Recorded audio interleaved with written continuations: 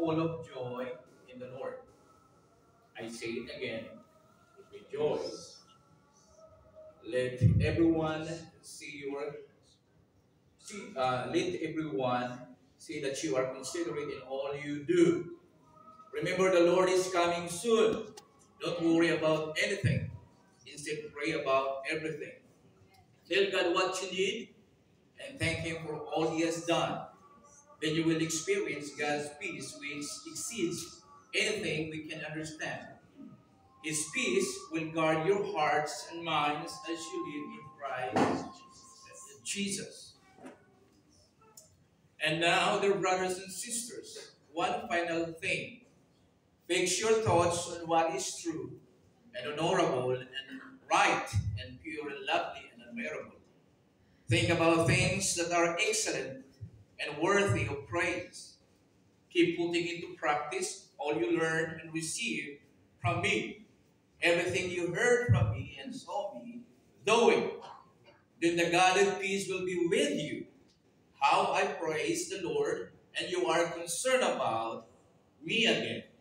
I know you have always been concerned for me, but you didn't have the chance to help me.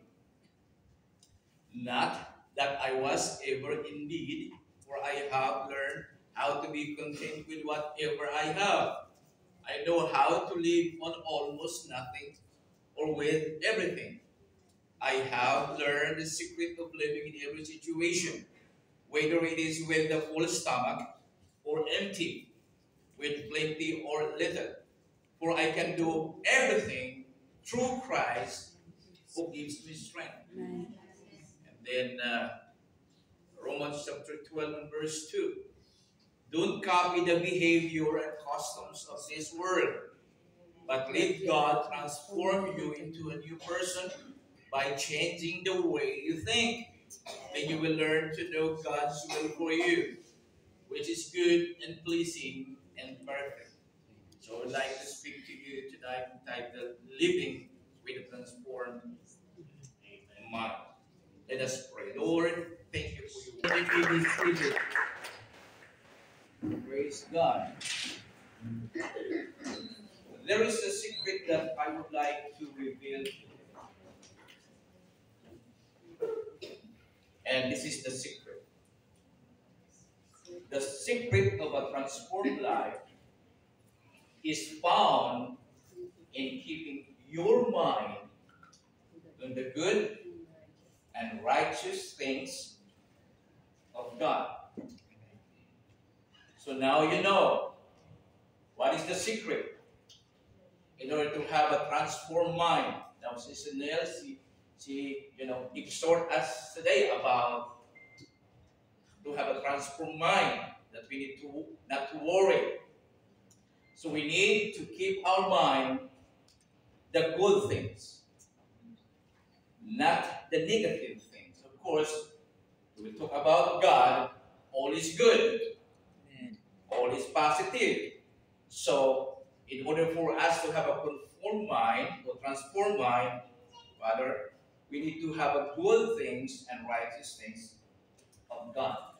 Now, to understand these things, because your righteous are near, as a human being, we are a human that is easily, being worried, terrified, something. And I would like you tonight to help me to read the book of Luke chapter 21, verse 25 and 26. Now, if you have that scripture, please can you stand and read it for me. I want you to participate in this Bible study. Amen. Luke chapter 21, verse 25 to 26. And there will be a strange sign in the sun, moon, and stars. And here on earth the nation will be in turmoil, perplexed by the roaring seas and straying tides. People will be terrified at what they see coming upon the earth, for the powers in the heaven will be shaken. Then everyone will see the Son of Man coming on cloud with power and great glory. Amen. So if you could hear that kind of news or signs that will come, I think it's a normal for everyone to be worried and terrified. You will have fear in your heart. Now, the Bible says in verse 28 of the same chapter, now when these things began to happen, so when 25 and 26 and all that was being written there, and the Bible says in 28, now when these things began to happen, look up and lift up your heads, because your redemption draws near. So what is that means for us? So when all those things, and of course we are terrified and we are worried, I think it's good for us to look up there. Okay? Because I'm sure that if we look up there, we could see heaven and God is there. And I think the fear and troubles that we have and worries will be lost. Or maybe not, but at least, your heart and mind have a positive things that you think that God is there. So in verse 36 it says, watch therefore, and pray always, that you may be counted worthy to escape all these things. So if these things will gonna happen, okay, you need to watch, and you need to pray always that you may be counted to escape all the things that will come to pass, and to stand before the Son of Man. So tonight we are going to study about the book of Philippians. Actually, Philippians is the book of joy. So living a life of peace. Yung mamuhay na may kapayapaan. So ang tanong is that, what can one do to obtain peace? Paano natin? How can I obtain, kapayapaan? If I could hear those news that there is something that the ocean will get mad. There is a rage of water, And meron ng tsunami, right? And you can see the sign, the sun and the moon. So I think all of us will be terrified. So how can we obtain, and even not just only that, even look around you. If you could see the Facebook or in your Instagram, now in the news, you can see a very negative things that you could see in television and what they are posting. So it really worries you, especially if you are here in Abu Dhabi and your family is in your country, then you will worry about them, because you are far from them. So God, when God is said originally, when we said originally, it is not surplus or something that pinalitan. It means it is the real, the origin, the original. Hindi yung pinalitan. So God originally designed. So ang Diyos in the beginning, He designed or designed the humanity for what? To experience the peace of God. So that is the heart of God, that the humanity will experience peace. Ganon talaga ang nasa puso ng Diyos. Now, let's go back in the Garden of Eden.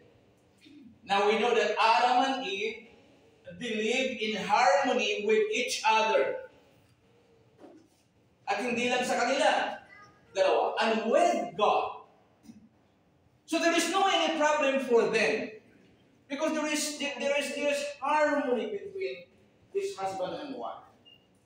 Hindi mainitin ang ulo ni Adam. Okay? At even kay Eva. I think every day for them is Valentine's Day. And with God, they are, every day God is there. They commune with God. They have harmony with each other and with God. So ganun po yung pinaka-start. Okay? But the fall shattered.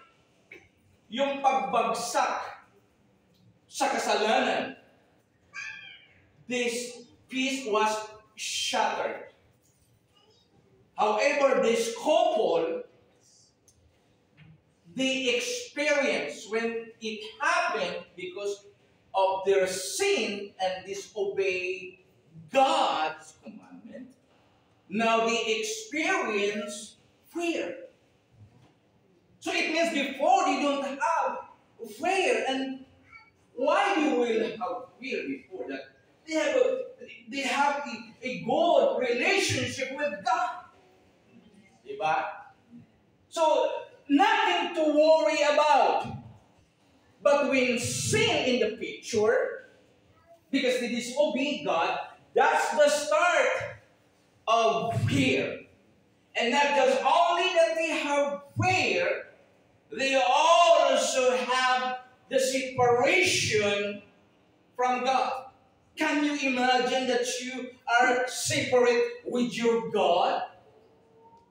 That before you have a good relationship, you have harmony with God, you can talk to God, He's there, and suddenly He wasn't there, and you are separate from that place.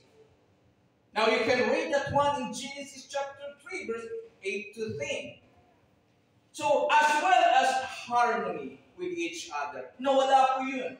Now, through of His Word, actually, God expelled Adam and Eve from the tranquility of the garden. Wow! It means that Garden of Eden is a place of talagang peace. Tahimik. There is no gulo. There is no problem. But there is an expulsion that happened because of what had happened, what they did. Okay? And God expelled them out of the garden. And they began a new chapter in their lives of continual sorrow. And not just only that, nagpapagal sila to it. And pain. And pain. See, that's why, again, if you are pregnant today, I don't know if that is here, after 3, 6, or 7, or 9 months pass, you will deliver. That's why there is pain. Again, I did not saw anyone who delivered the baby that's smiling. You can't draw their face because it's really pain. And sometimes maybe as a husband, maybe the wife will slap his face and say this is the last. The last, no more. But of course, only that time. One more, and the same scenario that happened. But what I'm trying to communicate today is that there is pain. There is trouble because of what had happened. Now, anxious thoughts troubled their mind. because there is anxiety. Okay. What could their future, okay, hold now? So what will happen now, Adam? What will happen now, Eve? So our thoughts as this is still trouble people's mind and hearts. For us, even today, we really trouble our hearts and mind. So ever since sin first entered the scene, and problems and worries and uncertainties and these have plagued mankind. Ganun po yung pinaka-start. That's why again, the book of Philippians, it is the book of joy. Okay? And we know that this was written by Paul in prison. He was in prison when he was, when he wrote this. So, as its beginning of inception, the beginning, the church in Philippi, they experienced trouble. So the church of Philippi, they experienced trouble. And not just only trouble that they experienced, and even violence. Mayroong mga violente na nangyayari. Can you imagine? Now, you can't see the world. The world is full of trouble and violence. There are murderers now. Okay? There are rapists. Many bad things that happen now in the world. So if you will focus on those negative things and you put that into your mind and into your heart, then you will be terrified. But I think what you need to do if you will experience those things, you need to lift up your head up, because your head is come from there. It means that you cultivate trust in God, because you have now looking for a relationship with God. Because when you have a good relationship with God, all those negative things that in your mind and your heart will be gone, will be replaced of those things, good things, and righteous things of God. Diba napakaganda? Amen. So I don't know if there is someone here today who suffers some kind of troubles and difficulties. Now don't raise your hands, because I think most of us really experience some kind of, negative things. And maybe someone here today, your thought is really, you could not understand because you are confused. And I think God is trying to help us today to understand in order for us to obtain peace. Amen. So, there is adversities, because it's continued. Actually, later apparently here, after hearing about their continued adversities, that this is what Paul, and suffering and conflict, and now Paul, he admonished, there's exhortation, the church at Philippi to experience what? A transformed mind. A transformed mind. Hearing those adversities, hearing those troubles and those violence, and Paul, he was in prison, and he wrote this to Philippi, that you need to transform your minds. It means that don't focus those things now, those negative things.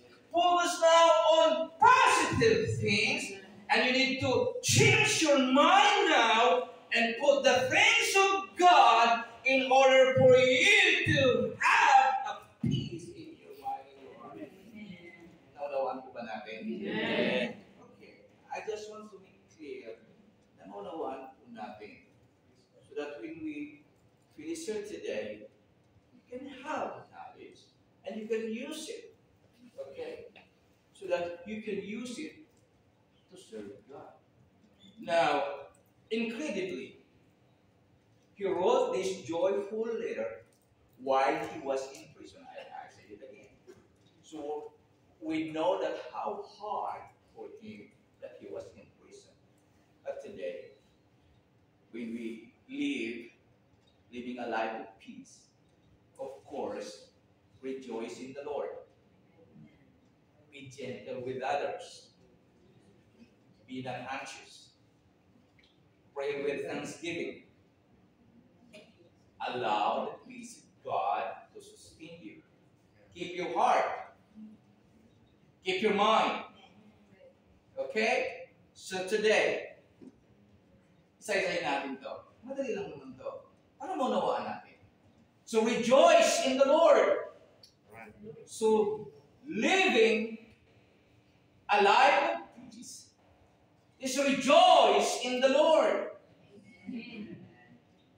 So, near the end of his epistle to the Philippians, itong si Pablo, he began of exhortation. There is a series of exhortation. Now, Philippians chapter 4, verse 1 to 9. Now, we're not going to read, to save our time. I read earlier. This encouraging the church. Why he encouraged the church? So that the church to be, continually rejoice.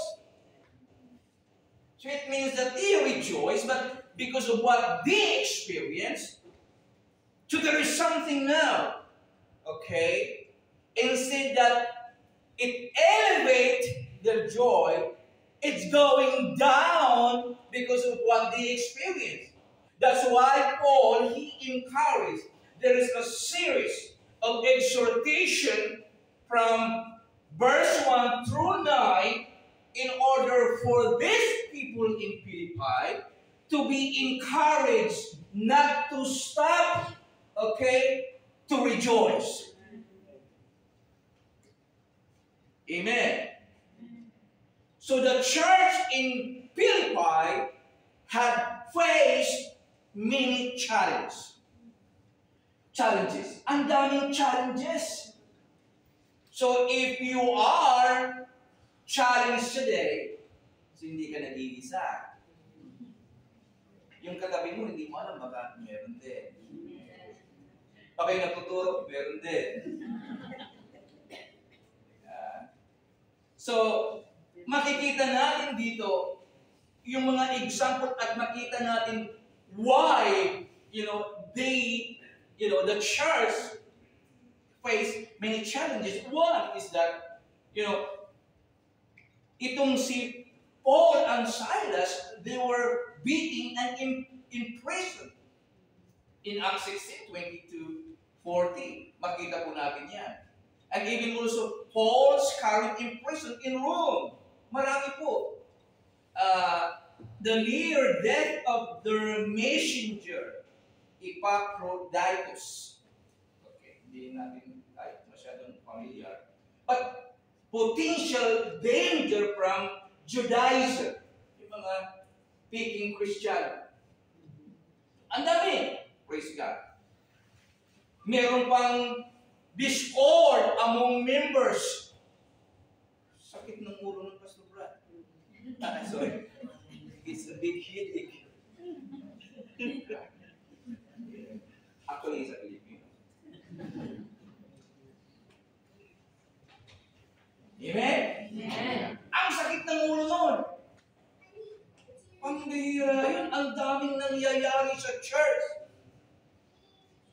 time for us, isa nga lang eh, yung mukha natin, hindi na talaga mapintura. Pintura ba? Mapinta pala. Puro pa yung pintura. Yet, the main theme of this episode is joy. Yeah. Talagang ang pinaka-main pala doon ay talagang yung joy. Okay? As well as his own rejoicing. Actually, joy is a main factor in promoting a peaceful, transformed mind. Alam niyo na ngayon. So when you suffered something and you have terrified, tawa kayo. Huwag kayong tumawa sa labas, mag-aakalain na sila.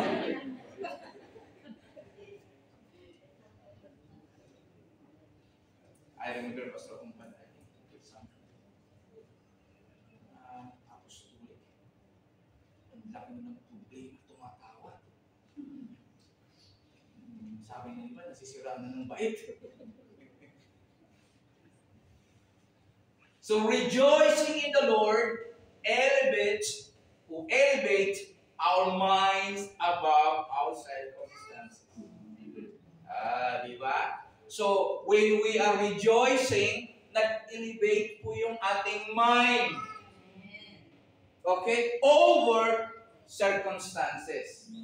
Dati parang level at saka talagang below. But when you rejoice, and you lift up your head to heaven, and you have relationship with God, now, you have now joy in you. Now, it elevates now your mind. Hindi ka na nag-iisip ng mga problema mo, anong kakainin mo, di ba, anong pampagandang gagawin mo. Di ba? Hindi, you will not think now, who's my partner this February 14? It's Valentine's Day. Di ba? Nag-iisip ka na ngayon. Libre na kaya? Just 3 days, Valentine's na.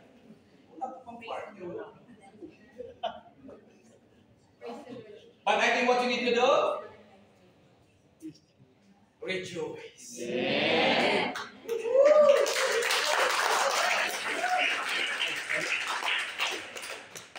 And then be gentle with others. So makikita natin in Philippians chapter 4 and verse 5. Because Paul, he moved on to a second exhortation.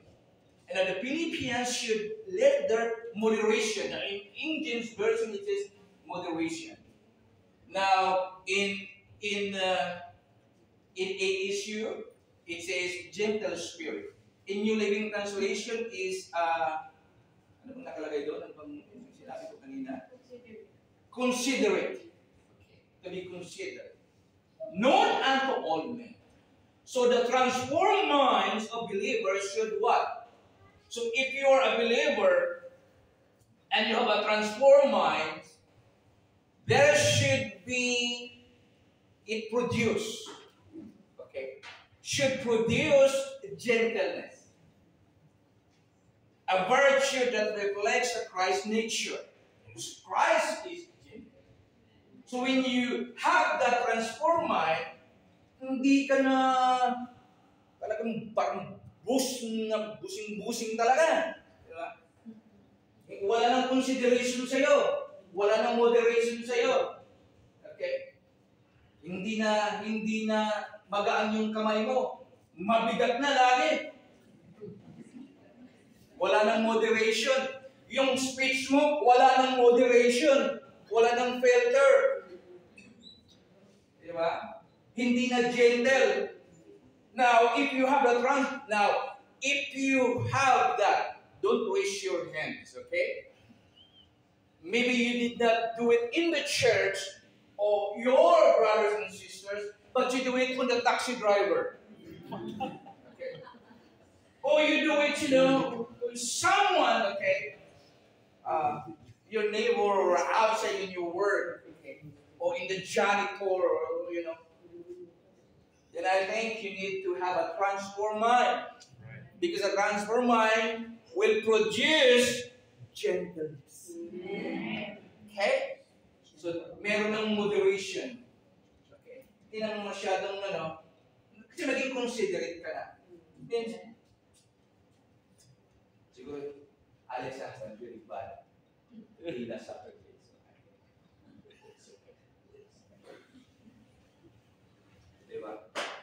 O si Anita, I know that she's really, she didn't mean, to say something like that, to do that. But I think in her work, I think he was really very tired. You need to be considerate. Gentle. Ano pa?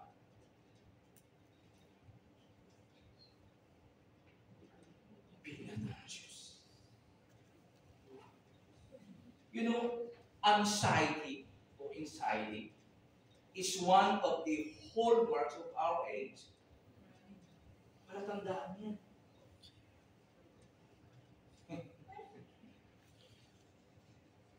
It is a debilitating mindset in which our thoughts are overcome by fears of what might or might not happen.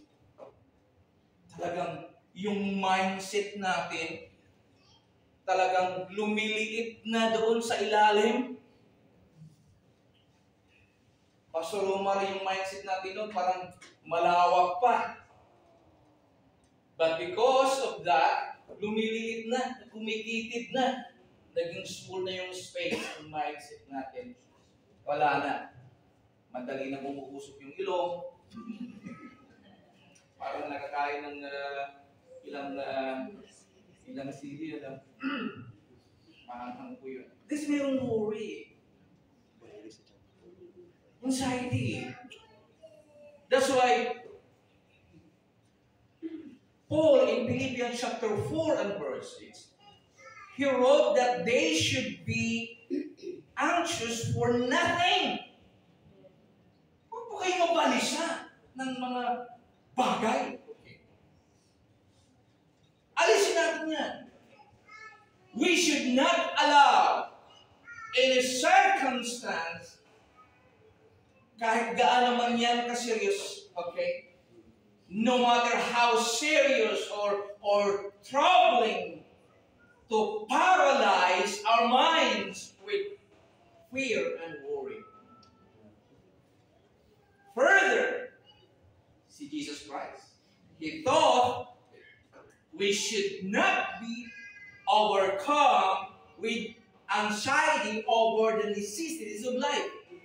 Meron kayo tayong mga pangangailangan. We are here in this country because of necessity. We need to feed our family. We need to support our children for their study. Our family. Yung ating pagkain, food. Diba? That's all the necessity. We have responsibility, but ganun po yun. But look at here, amen. God knows your needs. Amen. It is normal for a human being to worry.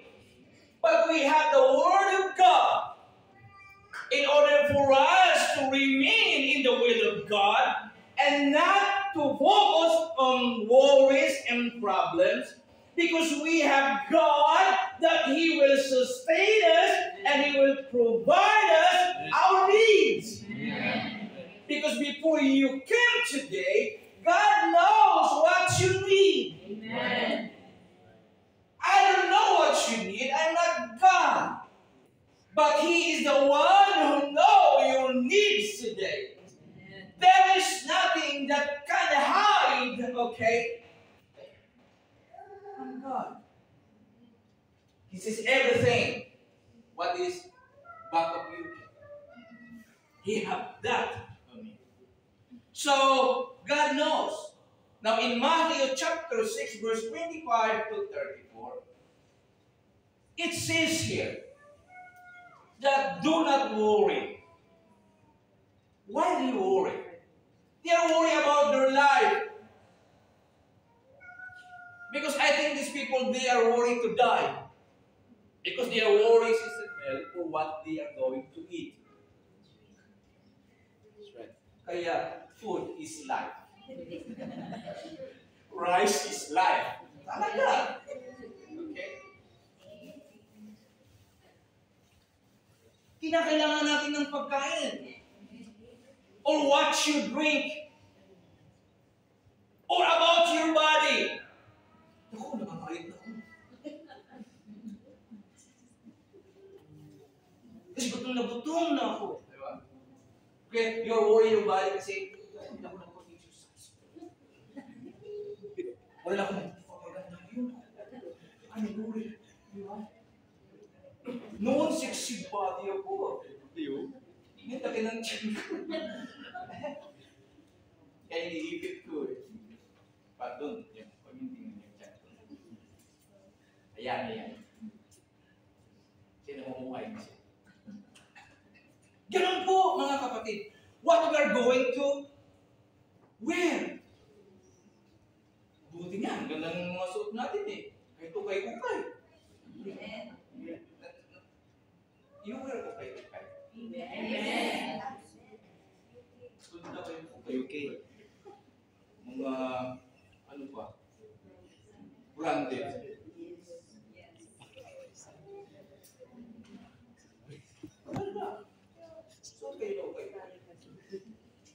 For your heavenly Father knows that you need all these things.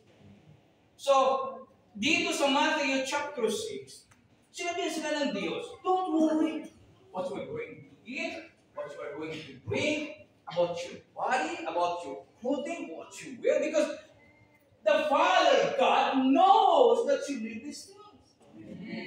So now you are worried for something, but God knows that you need these things.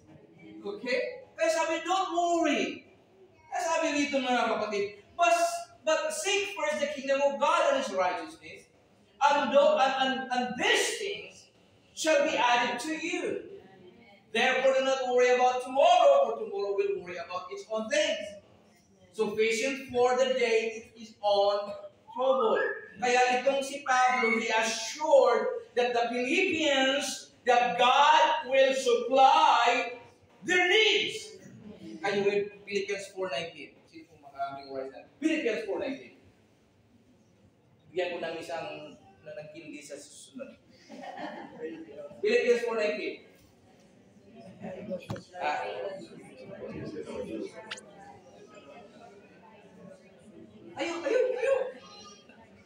Parang maging alert tayo. Bible study kaya to. Okay ba niya? Don't be shy. Yeah, if you know. Just stand. Okay. Just stand.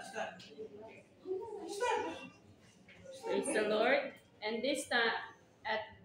this same God who take care of me will supply all your needs from His glorious riches, which have been given to us in Christ Jesus. Amen. And my God shall supply all your needs according to His riches in glory by Christ Jesus. That's the God that you serve. That's the one who said, don't worry. Because God will not maubusan ng supply. Maubusan man ng ayuda. Maubusan man ng NFA. Ng bigas. But God will never, okay, maubusan ng supply. Let's worship the Lord.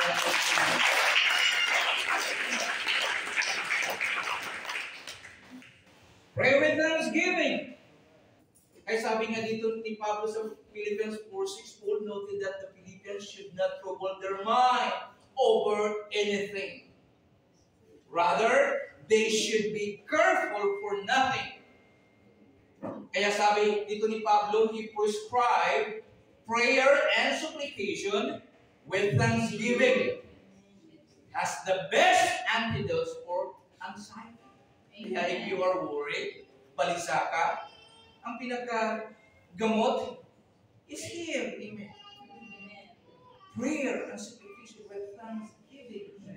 Let's worship God. Let's give Him praise. And the Bible says, if you need something, tell Him. Tell Him what you need. Lord, I need this love. Do you think Pastor Brother God will give us this love? Maybe if we did, But I think, just joke. Don't be offended. Okay, so that's it. Pray. Ibang time, still have time. Sinong nakaalala kay Martha and Mary? Yes. These two sisters, they invited someone. Who they invite? Jesus. For prayer. Now look, this is a good illustration because Luke illustrated this principle. Look at here. These two sisters, they invited Jesus to their homes for dinner. Now Martha, who was cumbered about much serving, he was worried about much serving. Now she complained that her sister Mary would not help with meal preparation and serving. Hindi naman. Because Mary stayed at Jesus' feet and heard His word, while Martha is busy on cooking.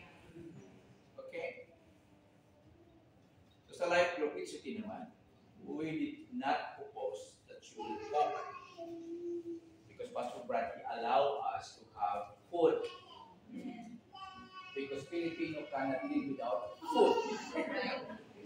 This is not a discrimination, that's reality. Because food is life, naman talaga. And this is a fellowship, okay?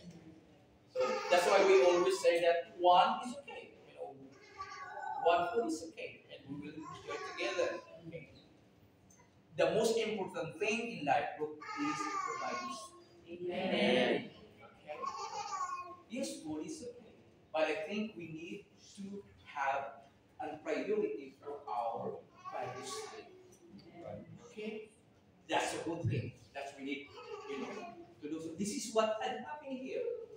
So Jesus, He characterized and differentiated these two sisters because Jesus He observed this. He observed that Martha's real problem was inside her because she was careful and troubled about many things. And conversely, in the opposite way, Mary found the source of true peace at Jesus' feet. And this is what the Bible says in Luke 10:42. One thing is needed, and Mary had chosen the good part, which shall not be taken away from her. Amen. Yung the best na part ang ginawa ni Mary. Okay? That He was there with Jesus. Listening to Jesus' word. And that's the best part. Okay? There. So allow the peace of God to sustain you. Ano ba yung 8:19? Okay. Tama na yan. So allow the peace of God to sustain you. Can you imagine if you don't have peace? Really, I don't know if you can survive. Okay? That's why allow kapayapaan to sustain you. To sustain you. So the world claims to offer us peace. Nabi dito sa package. Pero yung laman ng package, inside of the package, is only care and toil. However, Jesus is the true Prince of Peace. Isaiah 9:6. Alam natin yan. So He provides peace that surpasses explanation. A peace that passes all understanding. Hallelujah. So we could see here that Jesus in His farewell discourse, then Jesus, He announces His departure. And He told to His disciples He would leave them with peace, unlike that of the world. That's why in John 14:27 it says, "Peace I leave with you, my peace I give unto you. Not as the world gives, give I unto you. Let not your heart be troubled, neither let it be afraid." Yun po yung peace na ibibigay ng Diyos. That's why today, Jesus offers peace to troubled and anxious people. Amen. So if you're worried today, then God, He offers for you today peace. Because He is the Prince of peace. Now, if you are here today and you're evil, you are troubled, and you are confused today, Matthew 11:28 to 30 pakibasa. Ganun ang sagot. Sige.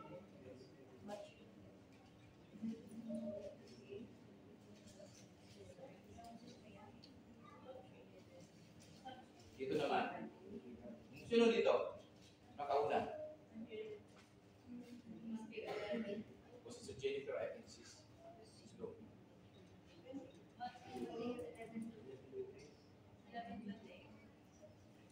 Come unto me, all ye that labor and are heavily laden, and I will give you rest. Take my yoke upon you and learn of me, for I am meek and lowly in heart, and ye shall find rest unto your souls. For my yoke is easy and my burden is light. God is inviting us trouble. Then come to God. Yeah. And even Paul, he said in Philippians 4:6, Paul told the Philippians to seek God's face when they are experienced inside. Amen. So ang dali-dali ngayon. Okay? Praise God. That's why in Philippians 4:7, and the peace of God which surpasses all understanding will guard your hearts and minds through Christ Jesus. Amen. So God offered peace as substitute to worry. So whenever we experience anxiety, we can give our cares and concerns to Him, and in return encounter the Prince of Peace. Amen. So, keep your heart. Alagaan natin yung ating mga puso. Again, every day is Valentine. Okay. How's your heart? Amen. Tumitibok-tibok pa ba? Of course, you know. I read something, you know, that if you will walk for 30 minutes, then you have a good heart. This is for the old people like me. I need to walk for 30 minutes, Brother Reggie, then probably I have a good heart. Okay. It's good for us, but for the young, I think you should also, okay? Okay naman siya nag-isip ng Valentine. May stress kayo. Sabihin ko sa inyo. May stress kayo. Kasi nag-isip ako nun eh. Buti lang yan si Sister Lisa.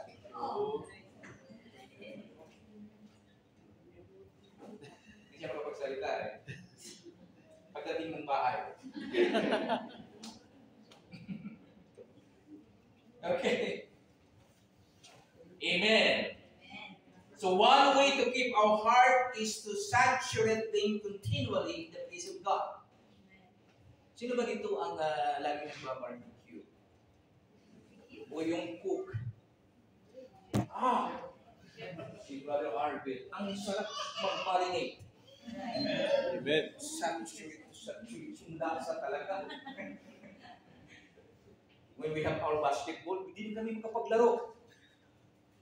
Busog na kami sa barbecue. Okay. So we have picnic, I think. Then, no, I'm not saying that you will make a barbecue.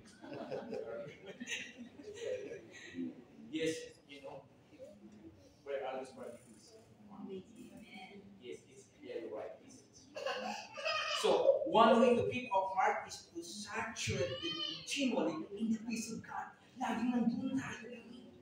Nakadikit. Nakasusog. Nakamakinig.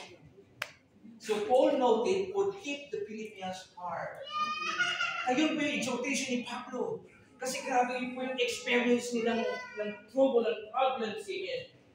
You need to have the peace of God. Right. Okay? Para ma-out kayo sa trouble. Hindi ninyo naisipin yung trouble. Then keep your mind. Alagaan natin yung ating mga yes, yung ating mga isipan. God protect. So God's peace will also keep our mind. So at the time of his execution with the Roman government near, itong si Pablo, Paul reminded Timothy that God had not given us the spirit of fear, but the power and love of the Son. So, in 2 Timothy 1:7 and James 1:8, a double-minded man is unstable in all his ways. Ano pa? The gift of peaceful mind is given to those who focus on and trust the Lord. Ano pa? Isaiah 56:3.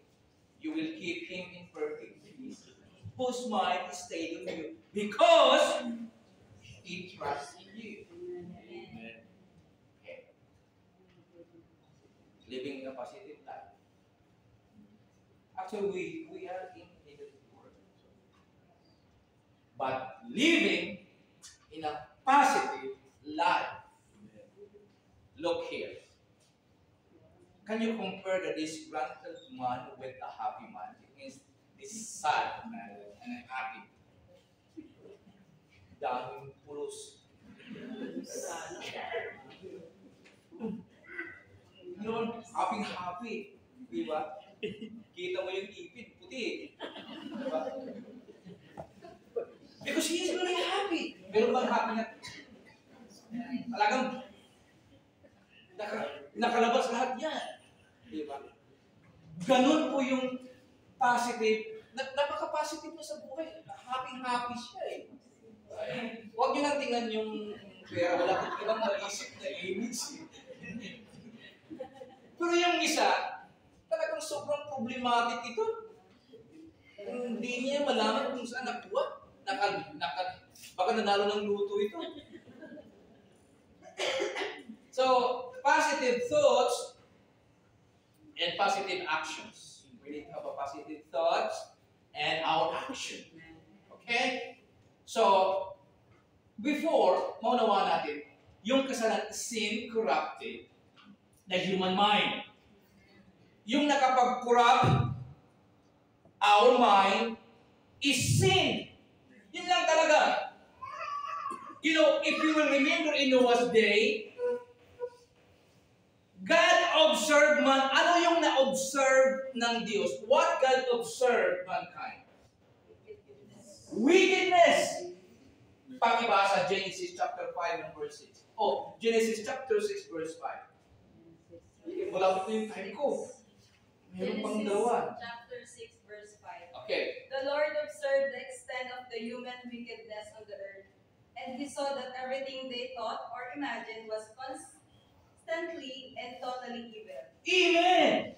Tingnan po yung time ni Noah. Every imagination of the thoughts of his heart was only evil continually. Ganon ang inside ng thought nila. So, the fallen from his original glory, man's mind has become warped and twisted. Mayroong greed, lust, violence, and it began to occupy the forefront, okay, in man's thinking. Kaya talaga, sobrang, alam po ninyo, mahirap po yun pag wala po talaga tayong peace of mind. Okay? Kaya nga sabi ng Romans 12:2, don't copy the behavior and custom of this world, but let God transform you into a new person. by changing the way you think, then you will learn to know God's will for you is good and pleasing and perfect. Kaya lagi po ninyo itong basahin. Okay? So positive thoughts. Malayo na lang ito. So the world in which we live is undeniably wicked. Naniwala ba kayo noon? Yes!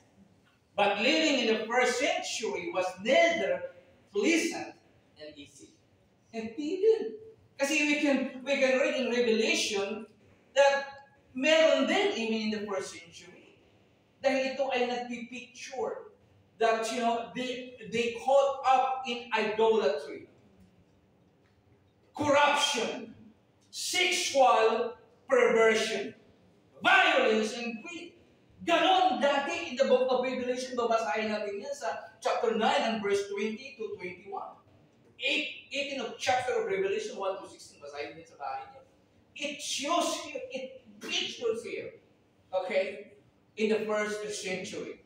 That's why Paul told the Philippians to shun evil. Ano ba yan? Avoid evil. Okay? By concentrating on things that were good and righteous and edifying. Ganon ang gagawin natin. Praise God. Kaya sabi, finally, brethren, whatsoever things are true, whatsoever things are honest, whatsoever things are just, whatsoever things are pure, whatsoever things are lovely, whatsoever things are of good report, if there be any virtue, and if there be any praise, think on these things. Now, think about, true, honest, just, pure, lovely, and good things, and counteract and separate elements in the world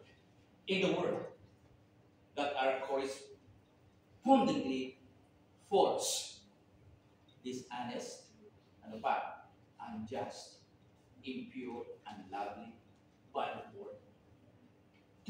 So if individuals are not sure whether something is worth thinking about, then Paul made the criteria clear that they should preoccupy their minds and virtues the praiseworthy things. Ito, positive actions. Now, although Paul had to leave Philippi shortly after founding the church there, he didn't have enough time. Wala po siyang tamang o enough time para ma-impart yung some of his teaching doon personally to the Philippians para to observe his character and behavior. Wala na po siyang time doon because he wants these people to transform their lifestyle, okay, righteously and good lifestyle. Ganun po yun. That's why Paul, he endorsed a life of imitation. Ano po yun? In other words, Paul, he challenged the Philippians to emulate, to imitate his godly character. And not just only that, to follow. Ano yung follow?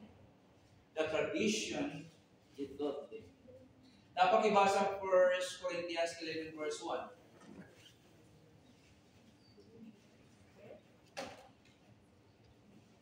First Corinthians 11 verse 1. Be followers of me, even as I also am of Christ. Amen. Imitate me as I imitate Christ. So, sundin niyo ako. Tularan niyo ako. Kasi sinusunod ko si Kristo.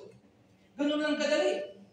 1 Corinthians 4:16, I urge you to imitate me. 1 Thessalonians 1:6, it says here, brethren, join in following my example, and note those who walk as you have as both a pattern. Kaya mayroong pattern, Brother Ricky. Siya yung pattern natin. Kaya ang sabi dito mga kapatid sa Philippians 4:9, those things which you have both learned and received and heard and seen in me, do. Ibig sabihin, gagawin nyo. Do it. Amen. what? You learn, you receive, you heard, and seen. Praise God. When he was teaching and preaching and showing an example, you need to follow. Okay, living a life of contentment. So after telling the Philippians, they should put into practice what they received from him and observe in his life. Dahil si Pablo, he acknowledged doon sa kanilang nakakita, there are some concern. But Paul has said, I'm content. You know? I'm okay. Don't worry. I'm okay. So I think we need also to be content. Because I can do all things through Christ who strengthens me. Okay.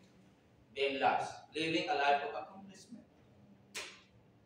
So Paul recognized Jesus Christ as the source of his strength. He knew that without the Lord, he could not hope to accomplish anything. For Jesus says, without me you can do nothing. John 15:5. So he recognized that he can do and accomplish. And even for us, we can accomplish these things in Christ with us. Okay? Because he's the source of our strength, knowledge, everything. So in conclusion today, one of the secrets to Paul's success was his transformed mind. So while the world strongly resisted him, Paul dedicated himself totally to spreading the gospel. He spread the gospel. He focused, his thoughts on serving his Savior. Nothing else. Focus on God. As a result, he experienced a life of joy, peace, contentment, and accomplishment. Amen. Praise God. So let's glorify the name of the Lord.